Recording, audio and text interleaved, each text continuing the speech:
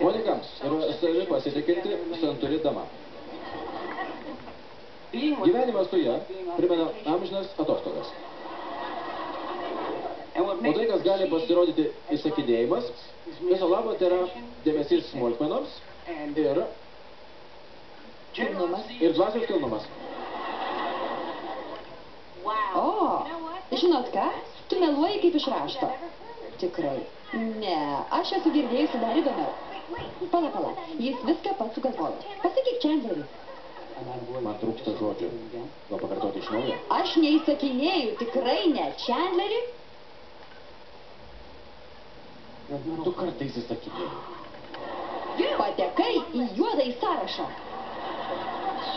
Atleisk, bet tu nesi lengvai su gyvenimo būdu.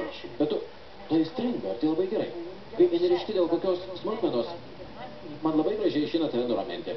Tai irgi labai gerai. Jos sako, kad mėgsti sakinėti, bet tai nieko, nes man patinka tau paklusti.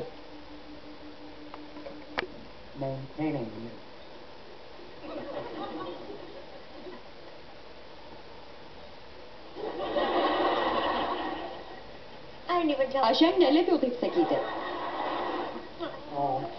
Gerai. Tu išbrauktas į sąrašą. Mane išbraukė.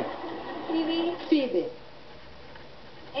Nieko baisaus, kad nenori būti mano panelė. Nes aš turiu patį geriausią vaikiną. Žinai, staiga tu man pasirodėjai labai patraukli.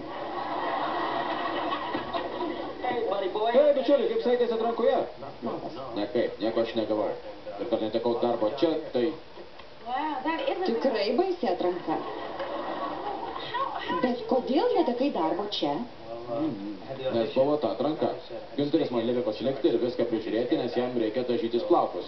Aš vis tiek išėjau ir jis mane atleido. Jis dėl asmeninių priežasčių vidury dienos paliko kavinę 2 valandom ir paskyrė vadovauti tave dirbusi tik 2 dienas? Bet taip negalima, taip neteisinga. Bet ką dabar padarysi? Džo, neleisk jam įsisukti. Pats žinai, kad aš šito taip nepaliksiu. Tuoj nueisiu ir ką nors pasakysiu. Ne, geriau nieko nesakysiu. Ne, eisiu ir pasakysiu. Günteri, priimk Džo atgal į darbą. Negražu. Kodėl tu jį atleidai? Gerai. Ką? Tegu grįžta į darbą. Teisingai, tegu grįžta į darbą.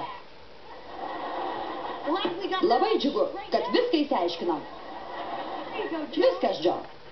Grįžk į darbą. Puiku, ačiū, Reič. Taip, gražiai susitvarkiau, a? Tai kas čia pastumdėlis? Reič, tu sėdi.